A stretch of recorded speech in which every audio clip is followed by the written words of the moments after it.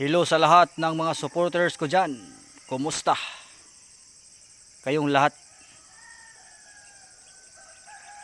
Ganito lang yung mga video ko muna mga idol. Sa pictures muna ako mag-focus at saka sa text post. Yung mga reels ko, ganito lang muna.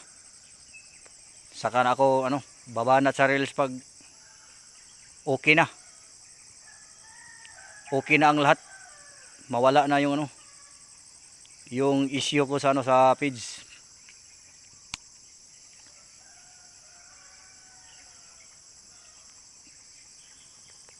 Kasi sobrang baba talaga ng views. Ganito lang muna mga idol ha.